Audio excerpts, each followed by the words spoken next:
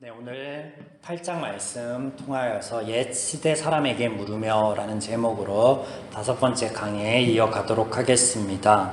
네, 여기서는 사람과 사람의 대화로 이어지고 있습니다. 희곡의 형태를 띠고 있는데, 그런데 우리가 일상에서 쓰고 있는 대화체가 아닙니다. 때문에 조금 이것을 풀어서 보아야 이해될 수 있겠죠. 오늘도 여전히 이 욥의 두 번째 친구인 빌닷의 이야기가 8장에 등장하는데, 풀어보고 난 후에 또 우리가 하나님 안에서 나눠야 할 그 은혜가 무엇인지 한번 짚어보는 그런 시간을 갖도록 하겠습니다.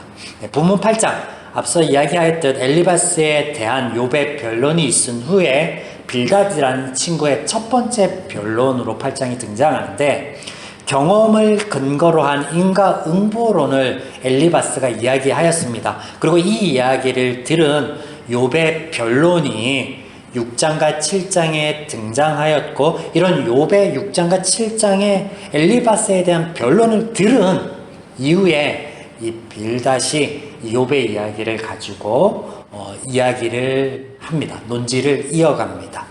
욥과 세 친구들의 변론의 핵심은 고통의 원인이 무엇인가 라고 하였습니다. 그래서 이 고통의 원인에 대한 각자의 생각들을 주고받는 이야기가 4장부터 37장까지 이어진다 라고 말씀을 드렸었죠. 자, 그래서 이 빌닷의 이야기는 전통에 입각한 인과응보론이다 라고 할 수 있겠습니다. 전통에 입각한 인과응보론. 네. 그래서 본문의 빌닷은 이 엘리바스와 같은 인과응보론에 대해서 이야기를 합니다. 하지만 그 저변에는 엘리바스는 경험을 근거로 이야기를 하였다라고 하면, 이 빌닷은 전통을 근거로 말하고 있습니다. 그럼 전통이 뭐예요? 여러 세대의 사람들이 걸쳐서 일반적으로 이것은 사실이야 인정하거나 혹은 삶 가운데 증명이 됐다라고 하는 것들을 사람들이 꾸준히 지켜오는 그런 관습도 되겠고, 그런 것들 전통. 자, 그런데 이 엘리바스와 다른 점이 있다면, 엘리바스는 비교적 정중하고 부드럽게 변론을 시작합니다. 연세가 많아서 그런지, 가장 연장자라서 그런지 아주 부드럽게 정중하게 시작하는데, 빌닷은 달라요. 빌닷은 처음부터 아주 거칠고 강하게 입을 엽니다. 그래서 이 빌닷이라는 이름을 보면 논쟁의 아들이라는 뜻을 갖고 있는데, 이 이름처럼 이후에도 욥과 가장 격렬하게 말을 주고받고 논쟁을 하는 게 빌닷이에요. 특징적이죠. 자, 이런 빌닷의 변론, 오늘 이 8장을 두 부분으로 나눌 수 있겠습니다. 첫 대목은 1절부터 7절입니다. 욥의 자녀들이 죽은 것이 하나님의 심판의 결과임을 단정적으로 말하며 욥의 해결을 촉구합니다. 1절부터 7절까지의 말을 통하여서.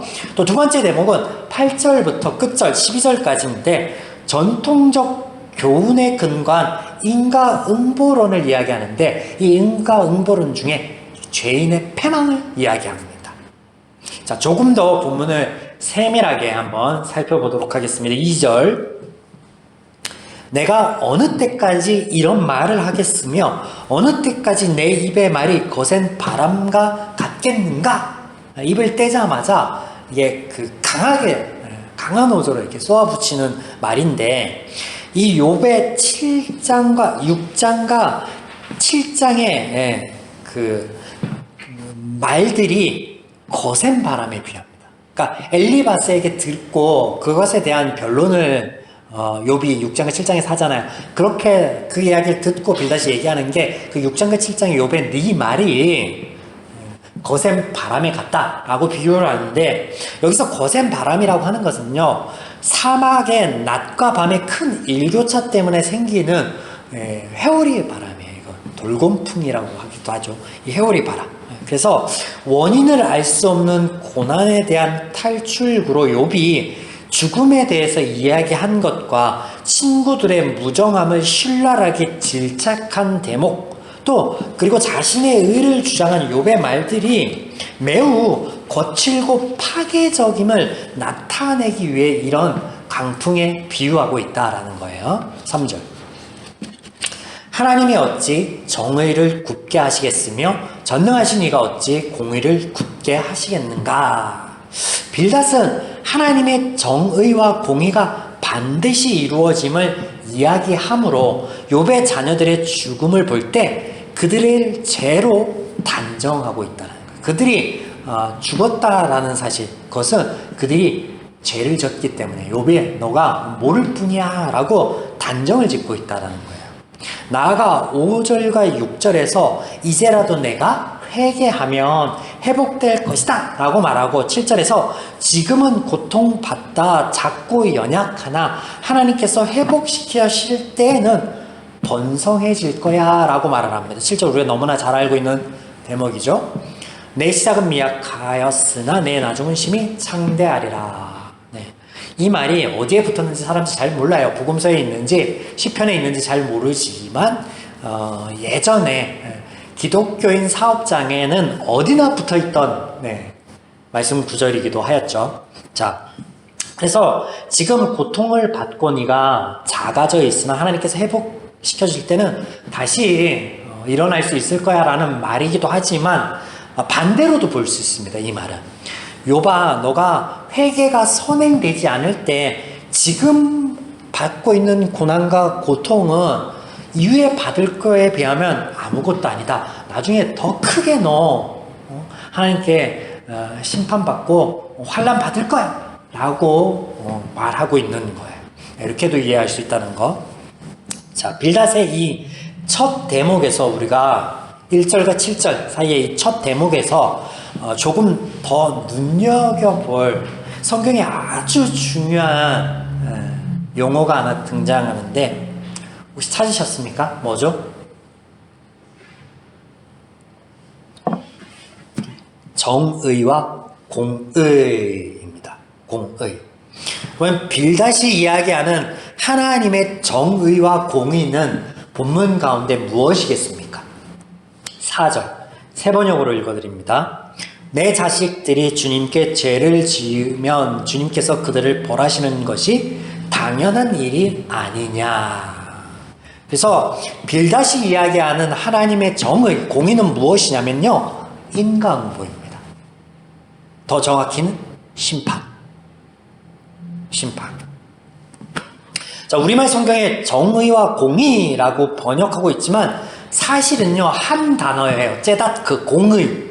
이게 뒷부분에 등장하는 원래 단어이고요. 앞부분에 정의라고 번역한 이 단어는요 심판이라는 단어예요. 심판. 하나님의 공의의 실현이 바로 뭐라고 말하고 있는 거예요? 심판이다 라고 말하고 있는 거예요. 자, 그간 성경 강해를 해오며 많이 다루었던 대목이기도 합니다. 여러분 기억하십니까? 하나님께서는요 모든 사람이 죄인이라고 말씀하셨습니다. 그러므로 그 모든 죄에 대하여 하나님의 심판이 이루어진다면 살 사람이 없다라는 거예요. 인류는 진작에 끝이 나야 했습니다. 하나님의 심판으로. 그런데 창세기에 보면 하나님께서 노아 가족을 살리심으로 그 반대 이야기를 들려주시는 거예요. 노아의 이야기는요 하나님의 심판의 이야기가 아니라 죄로 인하여 자멸할 수밖에 없는 인류를 보존하시고 구원하시는 하나님의 은혜의 역사를 기록하고 있는 거예요. 그러므로 하나님의 주권적 간섭이 심판이 아닌 구원으로 임하였다라고 말씀하시는데 이게 욥기의 주제이죠. 욥기의 주제예요. 네, 욥의 친구들은 세상 가치관을 대변하는 것이라 말씀드렸습니다. 그들이 실존하는 인물이 아니라 가치관, 세상의 가치관, 세상의 잘못된 이념들을 대변하고 그 이념들이 우리의 삶 가운데 우리를 더욱더 피폐하고 정서적으로나 정신적으로나 우리를 곤고하게 만드는 그런 것이라 말씀드렸습니다. 그래서 엘리바스의 논지를 강해하며 이야기 드렸던 것들을 여러분 잘 기억하시면서 오늘 말씀을 이어서 들으시면 좋겠습니다. 자, 하나님의 공의를 심판과 연결짓는 것이 그러므로 제적 사고라는 것입니다. 다시 한번 중요합니다. 하나님의 공의를 심판과 연결하는 것이 제적 사고라고요. 본문 3절에서 굳게 하다라는 단어가 있는데 이 단어의 그 원래적인 의미, 내포하고 있는 의미가 뭐냐면 악용하다라는 뜻이에요. 악용하다. 그래서 욥은 자신의 고난이 하나님으로부터 왔다라고 말을 하잖아요. 사단이 개입됐다라는 사실을 전혀 모른 채 무죄함을 증거하고 있잖아요. 주장하고 있잖아요. 이런 욥의 주장을 향해서 빌닷이 스스로 행한 범죄는 인정하지 않은 채 공의로운 하나님께서 절대 주권을 악용하여 자신을 괴롭히고 있다라고 불평하고 있는 것으로 이해하고 있다라는 거예요. 욥이 공의로운 하나님께서 절대 주권을 악용하여서 자신을 괴롭히고 있다. 그것을 불평하고 있다라고 누가? 빌닷이 이해했다고. 욥의 이야기를 듣고. 그래서 이에 빌닷은 하나님의 심판이 어찌 악용될 수 있으며 하나님의 공의가 어찌 악용될 수 있느냐라고 말하고 있는 거예요. 본문의 의미가 그렇습니다. 자, 그러나 욥과 빌닷의 이런 말들은 모두 틀렸습니다. 틀렸어요. 하나님의 공의는 시련을 통하여 보다 나은 삶이나 복을 주시기 위함이 전혀 아닙니다. 그런 의미 혹은 죄에 대한 심판도 아닙니다. 전혀 아니에요.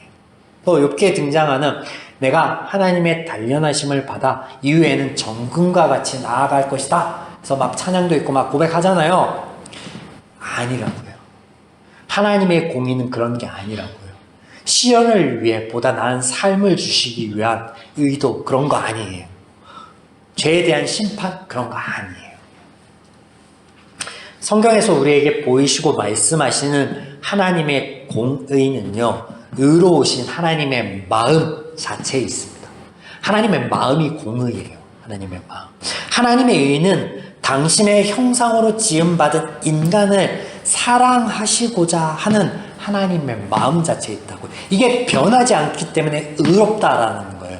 이게 변하지 않기 때문에 정의롭다라는 거예요. 그렇지 않고 심판으로 이해하면요, 복음서에서 하나님이 죽기까지 우리를 사랑하였다라고 한 말들이요,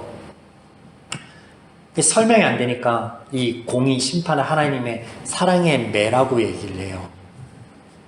사랑의 매가 여러분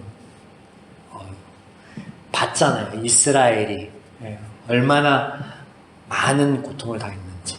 여러분, 우리 입장이 아니라서 그렇지 우리가 욥과 같은 입장이 돼보세요. 그걸 하나님의 사랑의 매라고 얘기할 수 있겠느냐. 사랑하는 가족이 다 죽었어. 날 떠나고 내게 있는 모든 재산이 다 허물어졌어. 집도 절도 없이 죄에 누워서 육신의 고통에서 빨리 죽었으면 좋겠어 라는 마음을 갖고 있는 사람에게 그게 하나님의 공의야, 하나님의 사랑의 매야 라고 하면요, 뭐라고 얘기하겠어요? 저 같으면은 욥의 아내와 동일한 얘기를 하겠어요. 하나님을 향해서 저주를 퍼붓고 하나님을 욕하고 차라리 죽어버리라고 하겠어요. 그런 신화 속에 등장하는 그런 잡다한 신들도요, 그렇게까지 하지 않아요. 말도 안 되는 거예요. 한 우물에서 단물과 쓴물을 낼 수 없다라고 하신 하나님께서 하물며, 아니에요. 본문으로 돌아가 8절부터 시작되는 빌닷의 변론의 두 번째 대목은 앞서 이야기한 하나님의 공의에 대한 그의 생각이며 빌닷의 생각이며 연장선이다라는 거예요. 그런데 그게 바로 전통에 근거한 인과응보론이라는 거예요. 하나님의 심판이요, 죄인들의 사고 속에, 죄인들의 세대 속에요, 당연한 것이다 라고 전통이 되어서 내려오고 있는데, 오늘날도 그게 전통이 되어서 내려오고 있다라는 거예요. 성경은 다른 얘기를 하고 있잖아요. 은혜 얘기를 하고 있잖아요. 하나님이 살려주시고 회복시켜주시고 싸매주시고 그런 이야기들만 쭉 등장하고 있잖아요. 창세기 3장부터. 자, 8절에서 10절이 이 빌닷이 이야기하는 모든 이야기의 핵심이 되는 대목이 되는데, 쉬운 성경으로 한번 읽어드리겠습니다. 8절부터 제발 조상들의 일을 기억하고 손조들에게서 배우게나 어제 태어난 우리가 안다면 얼마나 많이 알겠니? 땅에 사는 우리는 그림자 같은 존재가 아닌가. 선조들은 우리에게 지혜로운 이야기를 들려줄 걸세. 네. 빌닷의 논지의 근거입니다. 전승, 교훈, 전통. 그런데 우리가 잊지 말아야 될 것은요, 죄인들의 전승, 죄인들의 교훈, 죄인들의 전통은요, 뭐예요? 선한 게 나을 수가 없어요. 선한 게 나을 수가 없어요. 빌닷은 자신의 고통의 원인을 찾지 못해 혼란에 빠져 있는 욥에게 혼란스러워하지 말고 옛 선인들의 지혜의 말들을 통해서 그 원인을 찾고 돌이키라라고 말하고 있습니다. 동시에 우리 개인의 인생은 그림자같이 짧아서 여러 세대의 경험과 지식이 축적된 그 조상들의 것과 비교할 때 미약하다라고 이야기하고 있는 거예요. 이후에 11절부터 15절에 등장하는 빌닷의 말은 바로 전승되어서 내려오는 지혜의 말들 중에 하나를 직접적으로 인용하고 있는 거예요. 그러므로 자신의 논지의 정당성을 부여하고 있다. 자, 그래서 11절부터 15절을 요약하면 이런 이야기예요. 악인의 패망은 물이 말라버려 뵐 때가 되기도 전에 말라 죽는 왕골과 갈대와 같으며, 이게 전승에 나오는 지혜의 얘기, 지혜서 이런 거예요. 무너지기 쉬운 거미집과 같은 것을 의지함과 같다. 뭐가요? 악인의 패망이, 악인의 행사가 말라서 뵐 때가 되기도 전에 말라 죽은, 그러니까 물이 말라서 뵐 때가 되기 전에 이미 시들어버린 왕골과 갈대 같으며 무너지기 쉬운 거미집과 같은 것을 의지하려고 하는 것과 같다라는 거예요. 쉬운 정강 11절과 14절. 늪지 않은 곳에서 왕골이 어떻게 자라겠으며 골풀이 물 없이 어떻게 자랄 수 있겠는가. 그들이 믿는 것은 정말 허무해서 마치 거미줄을 의지하는 것과 같아. 이제 16절에서 19절까지는 빌닷이 잠시 번성하는 듯 보이는 식물도 뿌리가 뽑히면 잠깐 사이에 말라 비틀어지고 마는 단순한 자연 현상을 통해서 악인이 세상에서 가지는 형통함의 허상을 묘사함과 동시에 예고 없이 찾아오시는 하나님의 심판을 경고합니다. 쉬운 성경으로 좀 읽어드리겠습니다. 16절부터 18절. 식물이 태양을 받아 싱싱하게 피어올라 동산에 무성한 가지들을 내고 그 뿌리들이 돌뿌리를 휘감고 돌아서 살아남는다 해도 그곳에서 뿌리가 뽑히게 되면 동산도 그 식물을 본 적이 없어라며 모른다고 한다네. 이런 빌닷의 논지는 번성하였던 욥에게 찾아온 급작스러운 고통이, 동방에서 제일 큰 자라 불렸던 욥에게 찾아온 급작스러운 고통이 이와 같다라고 그 해석을 함축하고 있는 거예요. 빌닷이 욥아, 네 자녀들 죽었잖아. 죄로 인해서 죽은 거야. 그리고 여기서 막 그 무성한 동산 얘기하면서 막 이렇게 얘기하다가 뿌리가 뽑히면 시든과 같이 악인의 행사가 악인의 잘됨이 그럴 거야 얘기한 것은 너 봐봐. 너가 지금 이 지혜의 말과 같지 않아? 전통의 말과 같지 않니? 이렇게 얘기하는 거예요. 그래서 이 고통의 원인에 대한, 욥의 고통의 원인에 대한 그것을 함축하여 얘기하는데 그게 인과응보로, 특별히 심판, 하나님의 공의에 의한 심판이다 라고 얘기하고 있는 거예요. 그러므로 돌이키라, 욥에게. 자, 지금까지 살펴본 빌닷의 고통에 대한 원인이 그렇습니다. 엘리바스와 마찬가지로 인과응보로. 다만 그는 엘리바스가 근거하는 경험과는 달리 전통과 자연의 원리에 근거하여 논지를 펴고 있다라는 것을 우리가 살펴보았습니다. 네, 분명 하나님의 섭리와 역사하심은요, 우리의 삶의 자리와 자연을 통해서, 자연 원리를 통해서 이해해 볼 수 있고 또한 그것들이 축적되어집니다. 그건 분명한 사실이죠. 하지만 그게 다는 아니다라는 거예요. 전부는 아니다라는 거예요. 본질적으로 무한한 무한하신 하나님을 유한한 피조물에 불과한 사람이나 자연이 다 담을 수 없다라는 것이죠. 역사적 사건이나 자연현상 등을 통해서 우주 만물에 대한 하나님의 일반적인 의지와 성품, 속성을 보여주는 것을 우리가 뭐라고 얘기하냐면 일반 계시라고 합니다. 일반 계시. 우리의 삶을 통해서, 역사적인 사건을 통해서, 또 자연의 현상을 통해서 하나님의 일부를 볼 수 있다. 이것을 일반 계시라고 한다고요. 계시. 하나님이 당신을 알려주시는 것, 이 계시, 일반 계시. 예. 하나님께서 창조하신 자연과 하나님의 주권적인 뜻에 따라서 진행되어지는 역사 속에 여러 사건들이 일반 계시 가운데 이런 하나님의 뜻과 성품, 속성들이 보여진다라는 것은 사실입니다. 사실이에요. 그러나 그게 다가 아니라 앞서 말씀드렸듯이 분명한 한계가 존재한다라는 거예요. 또 태생적인 이런 한계, 창조주와 피조물이라는 이 한계도 있지만, 이 본질적인 한계도 있지만 인간이 죄인이 되었다라는 사실이에요.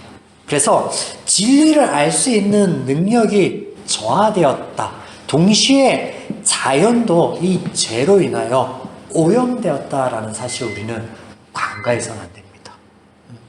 충분히 하나님을 드러내지 못한다라는 거예요. 죄인들의 삶을 통해서도, 자연을 통해서도. 그러니까 하나님께서 직접 오시는 거예요. 직접 오시는 거예요. 하나님께서 직접 역사하실 수밖에 없는 거예요. 하나님께서 스스로.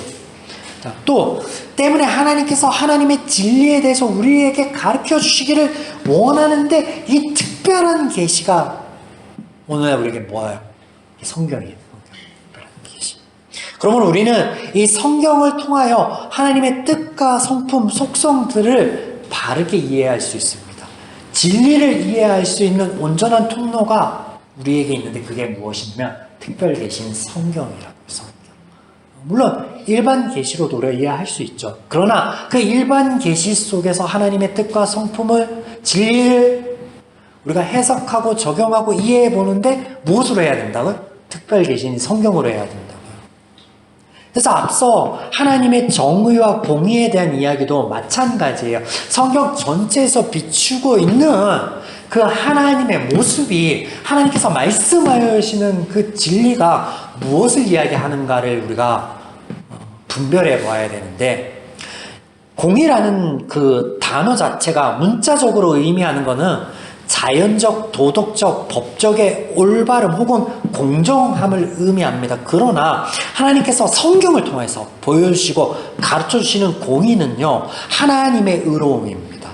이 하나님의 의로움이 뭐라고 하였어요? 변하지 않는 하나님의 마음이요.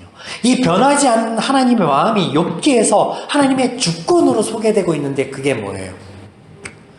행위가 아닌 존재 자체로서 욥이라는 인물로 대변되는 인간을, 하나님의 형상으로 지음받은 그 인간들을 의롭다 하여 주시고 완전하다 여겨주심으로 하나님의 변하지 않는 그 사랑이 드러나는 건데, 이게 의로운 거예요. 하나님의 의로우심, 하나님의 공의라는 거예요. 하나님의 공의. 하나님의 공의는 문자적인 도덕적, 법적의 올바른 공정함이 아니고 하나님께 도덕을 따지고 하나님께 법을 따지겠습니까? 도덕과 법은 인간들의 삶의 편리를 위해서 사람들이, 말 그대로 전통이 만들어낸 것들이죠. 하나님은 어떻게 그 안에 가두려고 합니까? 그 자체도 말이 안 되는 거예요.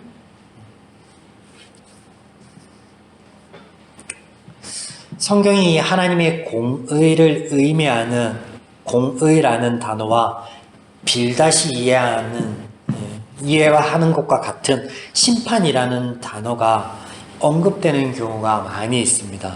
그러나 지금까지 말씀을 드렸고 살펴보았듯이 빌닷은 죄인이며 죄적 한계 아래 잘못 이해하고 있다는 것, 이처럼 하나님의 공의가 필연적으로 하나님의 심판으로 이어진다라고 가정을 하면요, 조건 없이 사랑하시는 하나님의 은혜와 죄인을 구원하시기 위하여 이 땅에 친히 오신 하나님의 사랑을 설명할 방법이 없습니다. 설명할 방법이 없어요. 공의를 심판과 연결해서 보면 정의라는 인간 세상에 통용되는 그 단어를 가지고 하나님을 보면 이해가 되지 않는 부분이 너무나 많아요. 설명이 되지 않아요. 하나님의 사랑과 은혜에 대해서. 사랑하는 여러분, 오늘 빌닷의 말과 같이 우리가 삶 가운데서 맞이하는 모든 어려움을 하나님의 심판 혹은 경고로 받아들인다면요, 하나님과 우리의 관계는요, 주종 관계를 벗어날 수 없어요. 7월 들면서 비가 무척 많이 왔습니다. 어제는 이 대전 지역 근교에 쏟아진 비로 인하여 4명이나 사상자가 발생하였습니다. 그걸 하나님의 심판이라고 한다면 저와 여러분은 피해를 안 받았기 때문에 하나님께 복을 받은 거예요. 저와 여러분은 의로운 사람들이고 피해받은 사람들, 하나님께 심판받은 사람들이에요. 그렇게 얘기한다면 세상이 우리를 향해서 하나님을 향해서 돌팔매질을 할 거예요. 욥의 아내처럼. 그런 하나님이라면 개나 줘버려. 죄송하지만 그게 현실이에요. 우리가 잘못 이해하고 하나님께서는요, 그렇지 않아요. 피조물에 불과한 우리를 사랑의 대상으로 세워주시기 위해서 우리를 경배의 대상으로 삼아주셨어요. 창세기에서 1, 2장에서 말씀하신 하나님과 우리의 관계, 하나님께 형성하여 주신 관계의 원형이잖아요. 모습이잖아요. 우리에게 바라시는 것이 당신을 향한 우리의 두려움이나 떨림에서 오는 경외라면요, 그것을 본질적으로 사랑이라고 할 수 없다라는 거예요. 여기 요한복음의 예수님의 말씀을 한번 잘 들어보시기 바랍니다. 쉬운 성경으로 읽어드립니다. 15장 15절로 16절.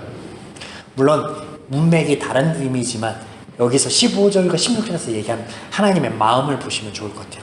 이제 내가 너희를 더 이상 종이라 부르지 않겠다. 종은 주인이 하는 일을 알지 못한다. 방금 전에 나는 너희를 친구라고 불렀다. 왜냐하면 내가 아버지께 들은 것을 다 너희에게 알게 하였기 때문이다. 너희가 나를 택한 것이 아니라 내가 너희를 택하여 세웠다. 그것은 너희가 가서 열매를 맺고 너희 열매가 항상 있게 하기 위해서이다. 그래서 내 이름으로 구하는 것을 무엇이든지 아버지께서 너희에게 주실 것이다. 하나님은 우리를 사랑의 관계로 세웠어요. 종이 아니라. 그래서 우리의 모든 기도 신은 들으신대. 하나님의 말씀 안에서 삶에 대한 바른 통찰과 분별이 있기를 주님의 이름으로 축원드립니다. 공의로우신 하나님의 은혜를 삶 가운데 온전한 눈으로, 믿음의 눈으로 바라보고 그리고 또 발견하여 누릴 수 있는 우리의 한 주의 삶이기를 주님의 이름으로 축원드립니다.